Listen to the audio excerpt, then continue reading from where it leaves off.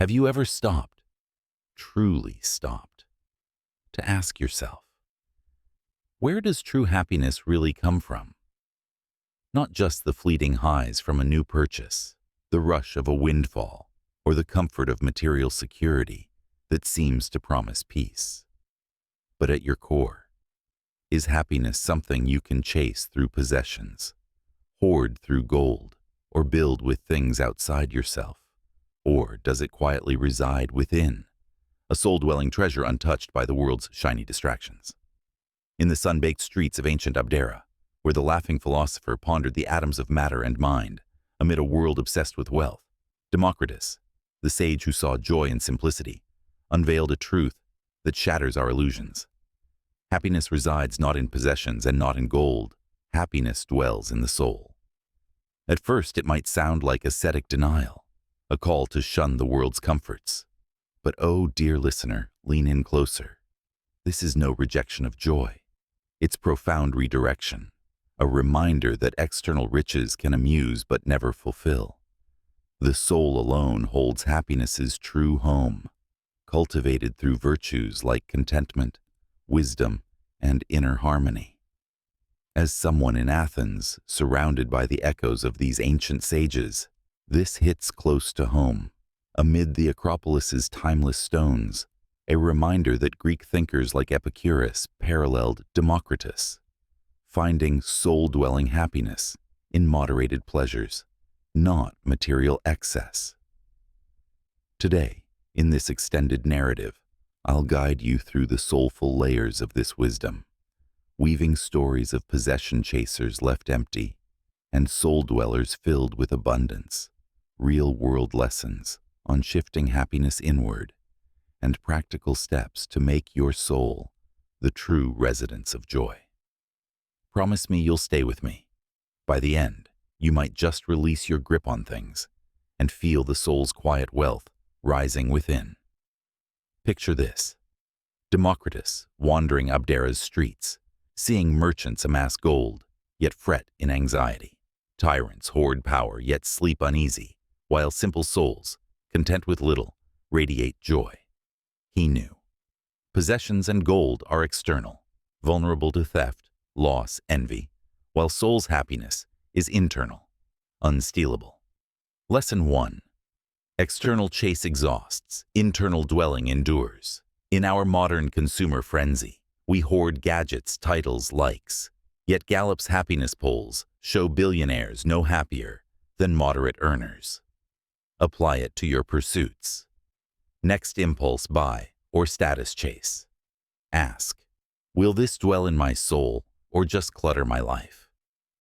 Choose experiences that nourish within, meditation, gratitude, meaningful talk. But let's dive deeper into a narrative tale to illustrate. Once upon a time, in a glittering metropolis much like ours, lived Victor, a tycoon whose life glittered with possessions, mansions, yachts, art collections, gold flowing like rivers. Success seemed complete. Envy crowned him happy. But inside, emptiness echoed, relationships shallow, joy fleeting, anxiety constant over loss. Heart attacks struck. Near death, he reflected. All gold couldn't buy peace. Reading Democritus in recovery, the quote awakened. Happiness dwelled not in vaults, but soul. Pivoting, Victor simplified. Donated excess, nurtured friendships, pursued philosophy, volunteered. Soul enriched, joy dwelled permanently, richer in spirit than gold ever made him. Lesson 2. Soul-dwelling happiness sustains. Possession chase depletes. Like Victor, we buy happiness externally. But hedonic adaptation research shows material joys fade fast. Internal, gratitude, purpose, endure. In wealth-building, balance. Save wisely, but invest in soul. Daily reflection. Acts of kindness. Now, let's pivot to the emotional realm, where this wisdom heals the heart. Democritus dwells in the soul means happiness isn't event. It's state of being. Lesson 3. Internal cultivation calms emotional storms. Therapy's positive psychology. Soul practices like mindfulness build baseline joy 30% higher. Practically, soul check-ins. Evening. Ask, what dwelled in my heart today? Contentment or craving? Weaving in societal impact. Consider how gold-obsessed cultures barren souls. Inequality, envy, epidemics. Lesson 4.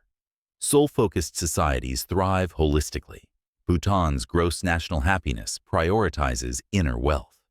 As our story unfolds further, explore growth. Democritus laughed at folly because soul happiness detached from external. Lesson 5. Inner dwelling frees pursuit of wisdom. But a caution. Rejecting all possessions isn't key. Balance external with internal. Lesson 6. Use things. Don't let them use you. Finally, as we conclude this epic exploration, remember, Democritus found joy in Adam's dance, soul-dwelling eternal. Lesson 7. Dwell in soul. Let happiness reside. Daily affirm, happiness dwells here, not in gold. My dear listener, we've traversed ancient markets, modern chases, and personal souls. Democritus's happiness dwells in the soul isn't denial. It's discovery of true wealth. Seek within. Find abundance. If this resonates, share a soul-dwelling joy below. Until next time, may happiness reside in you. If you felt inspired by our journey through the Hellenic horizons, give a thumbs up, subscribe, and share your thoughts below.